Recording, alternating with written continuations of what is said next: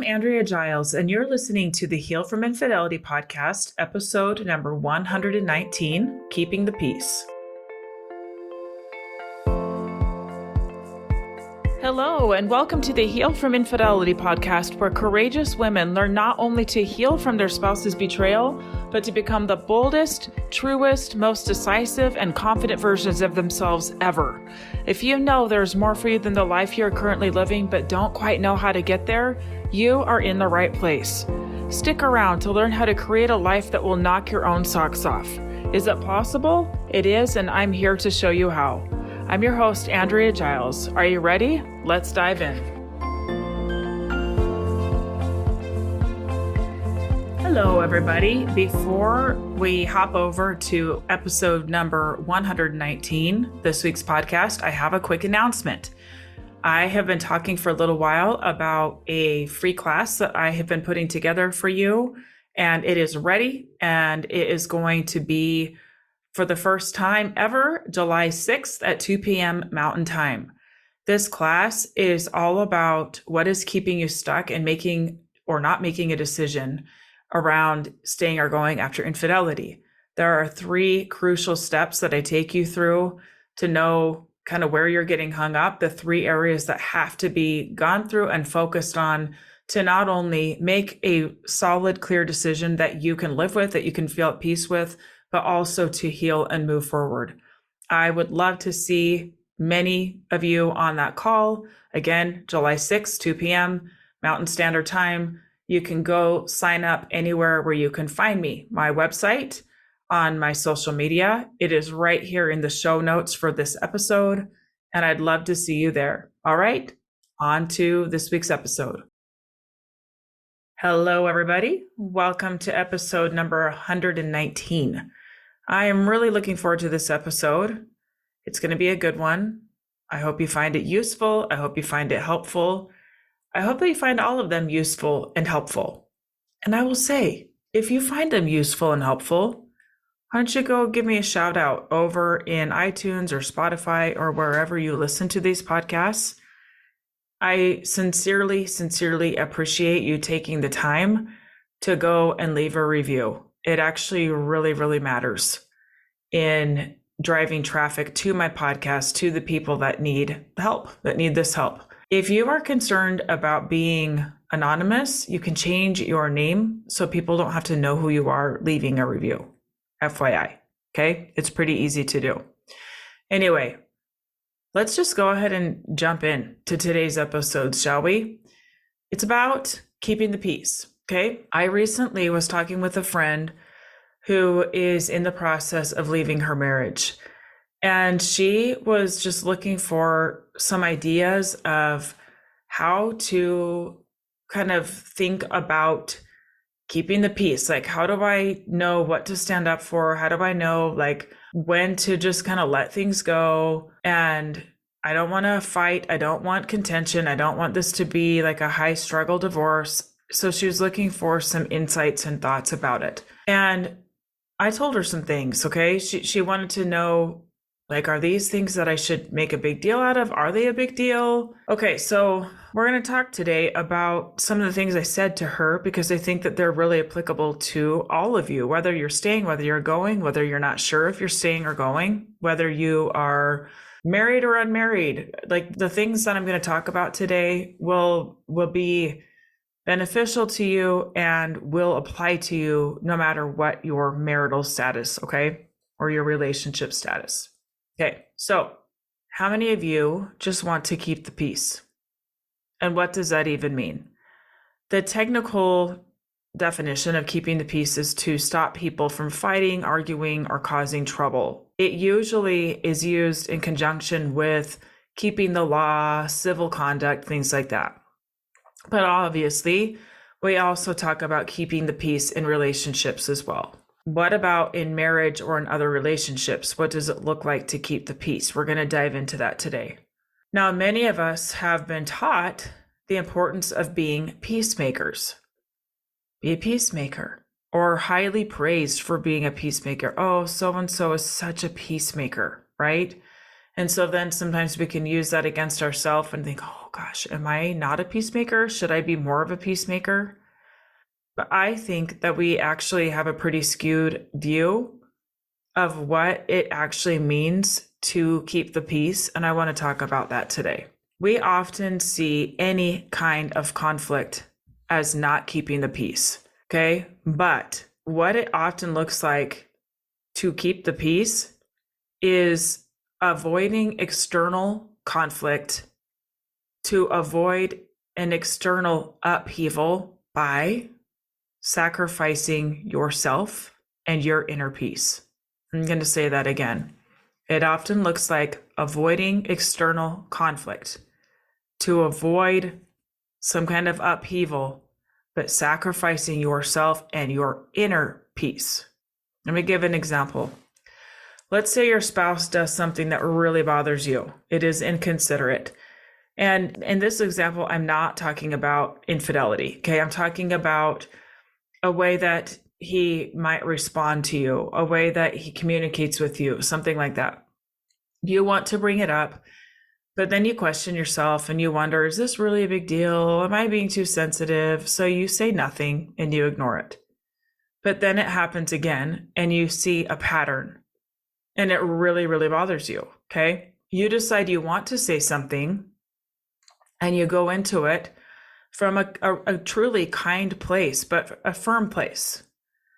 They immediately get defensive. They tell you you're being too sensitive, too dramatic, too whatever, or that you are seeing what they did in the wrong lens, the wrong way, and your interpretation of them being inconsiderate is just wrong. To keep the peace, you back down. You may decide it is not worth the fight. You may agree with them and start second guessing yourself. And then guess what? You have inner turmoil again because your lived experience is in conflict with what this person is saying it is. There's no internal peace, and you're questioning yourself, right? You're questioning yourself there. There's no internal peace, but guess what? On the outside, it appears calm. It appears like you guys kept the peace, right? So because it looks calm on the outside, you try to let it go. But later it happens again, and you start to believe yourself and your experience a little bit more. You decide to bring it up again, and he has the same go-to response that you can now expect. Instead of backing down to keep the peace, you stand your ground for real peace, not just a facade of peace. He does not like it, and it does create some conflict temporarily, but you do not back down.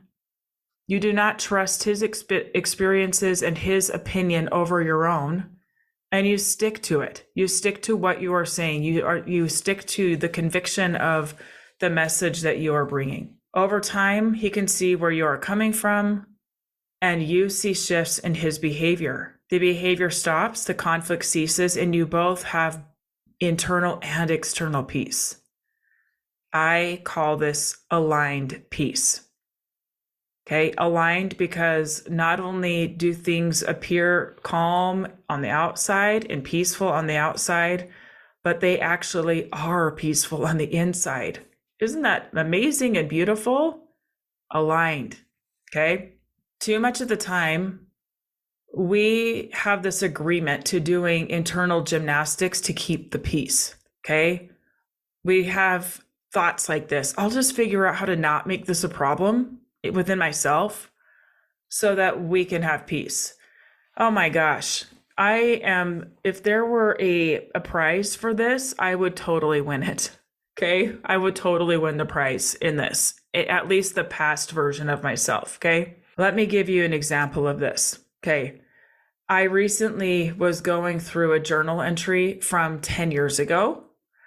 And in it, I read my own words where I said that I needed to be the strong one, that he even told me that I needed to be the strong one because he couldn't handle it if I wasn't.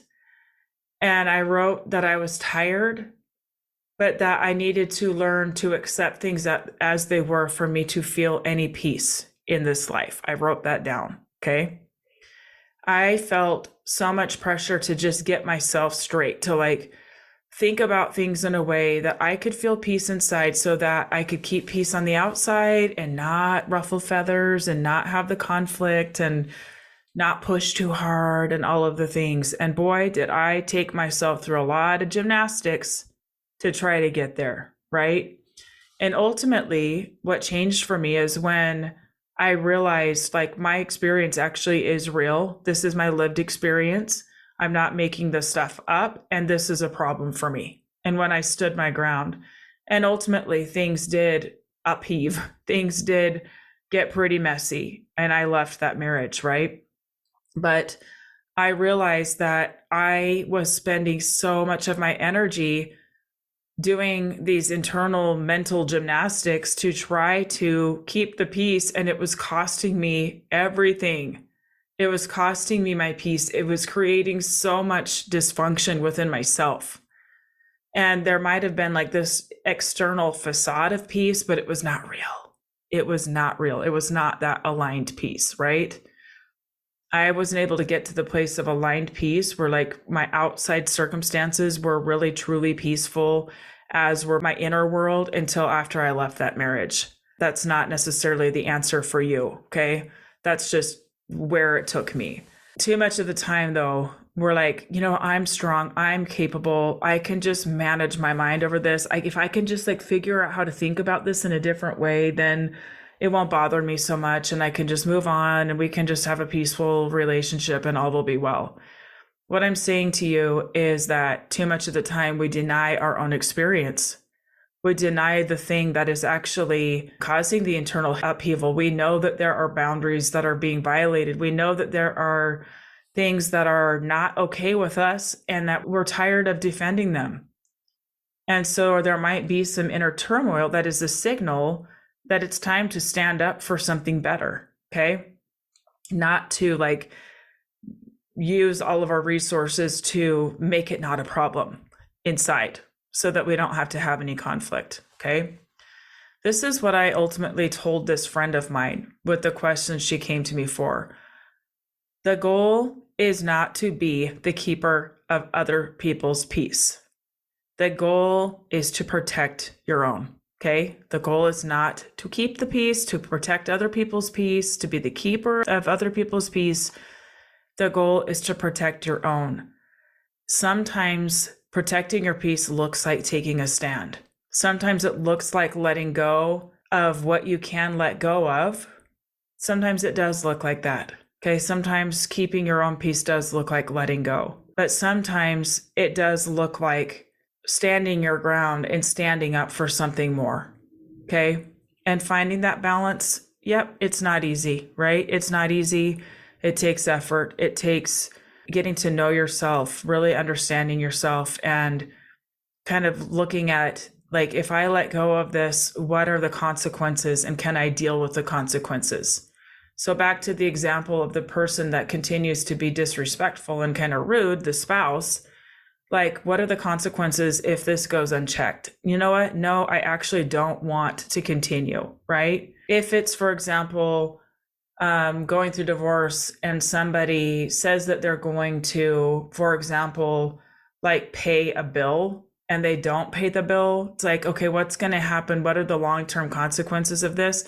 You know what? I can bounce back from it. It's not a big deal. I can take care of this, and it's worth my peace to let this thing go, but not this other thing. Okay. That's what it looks like. Scanning out, what are the long-term effects if this goes unchecked? Is it sustainable? That's how you're going to know. If it's a temporary discomfort that, okay, I can let go of this for now and it'll be over. Okay, that's one thing, but what are the consequences long term if I don't take a stand? Okay, so sometimes it looks like stepping right into conflict, but let's talk about that a little bit, okay? I think about people who have lived on this earth, some of the greats who have really driven humankind forward. There are many, but one of the people that came to mind as I was preparing this episode is Martin Luther King Jr.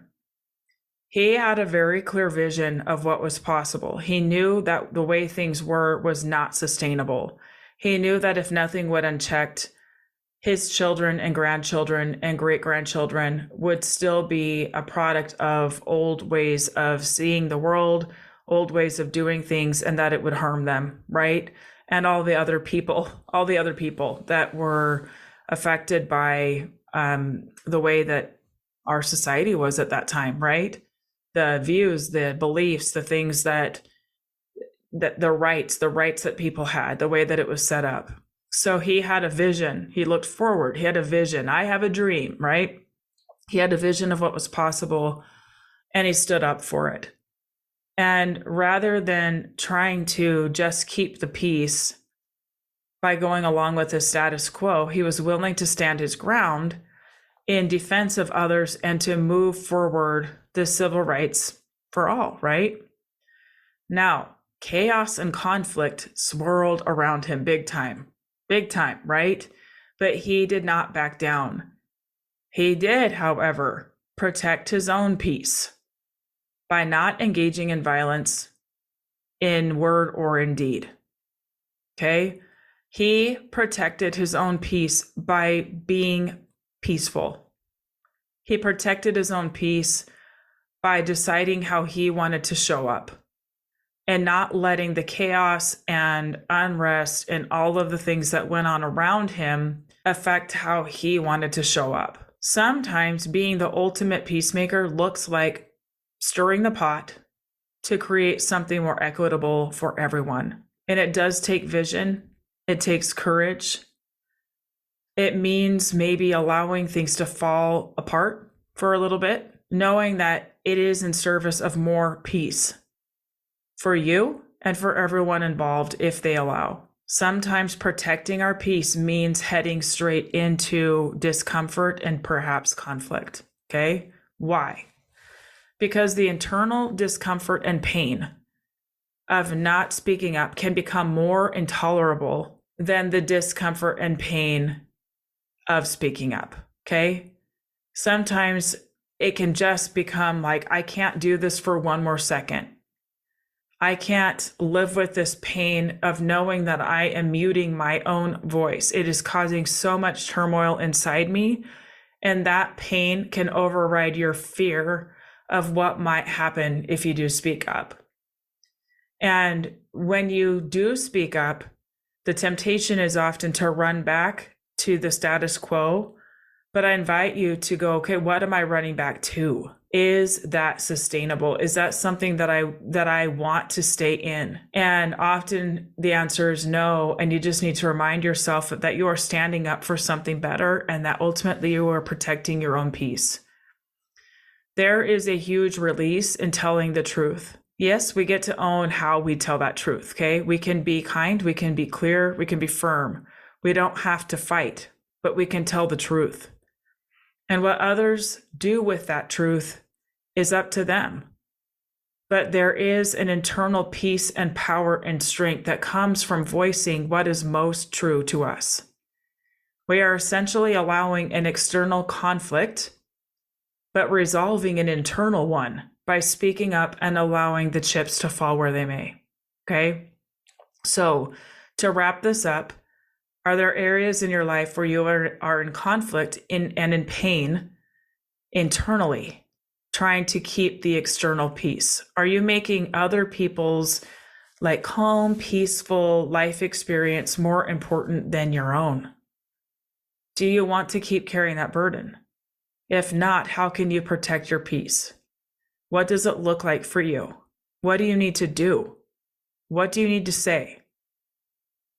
My friend, do it, say it, and watch what happens. My guess is you will feel a shift on the inside, regardless of what happens on the outside, regardless of how it is met, regardless of what kind of accusations, or regardless of the temporary upheaval or discomfort that arises. There's something that happens inside when we voice what is true for us. When we stand up for more peace for ourselves, where we stand up with conviction for the protection, of peace, being the protector and gatekeeper of our own peace. Okay? We actually are inviting other people into that as well. Most people don't go around wanting to be jerks, wanting to be dismissive of others, wanting to be disrespectful. Most people just are very unaware, and they don't know, like I talked about in my last episode, they don't know the impact of their actions. And we can just choose to go along with it and to, like I said earlier, completely try to manage our mind around other people's behavior. Or we can become really good gatekeepers of our own peace and decide what energy we want to put out, what we want to keep in, what's worth standing up for, what's worth letting go. This is a great act of self-trust, of learning that I can speak up and not die. I don't get struck by lightning. I don't melt into the ground. I actually am still okay, even if it's really uncomfortable. The more you do it, the less uncomfortable it will be, because you'll start to trust that nothing really horrible is going to happen. And that even if something hard happens, you can handle it because you are at peace with yourself. And if you can't get to a place of external peace with somebody when you are standing firmly in your truth, then you know that you can leave. You know that you can go out into the world and create that aligned peace. Your external circumstances are peaceful to you as well as your internal world. It is possible. You can have it. It starts here. It starts by caring more about protecting your peace than about keeping the peace. Keeping the peace is about kind of monitoring, being the gatekeeper for other people's experience and their feelings, and protecting your peace is about your own. Okay? All right, my friends, that's what I have for you today. I think about you often. I hope that this podcast finds you well and advocating for yourself and going and getting that life that you want. Okay? If you want help, if you want support, please come apply to No 190, my group coaching program. It is a group of powerhouse women that are ready to not just change their own life, but change their world. They are creating a world, a life that they want to be in. It's powerful. If you are ready for more support, for more help, for really high-level coaching, high-level conversations, come join us. It's a powerful place for the movers and the shakers in the world who are not going to let infidelity define their life. And they're using infidelity as a catalyst to change their life and to have everything they want. My friend, I want this for you. Come join us. Apply today. Okay, you can apply over at my website, andreagiles.com. Also in the show notes in this podcast, you can also find a link to schedule a call with me. And you can come chat with me, tell me about yourself, ask your questions about the program, and we can get you on your way. All right, take care. I'll see you next time. Thank you for listening to the Heal from Infidelity podcast. If you would like to be kept in the know about upcoming free classes, new podcast episodes, and other ways of working with me, go subscribe to my weekly email. You can subscribe at andreagiles.com/lies-about-infidelity/. Again, it's andreagiles.com/lies-about-infidelity/. I will see you next time.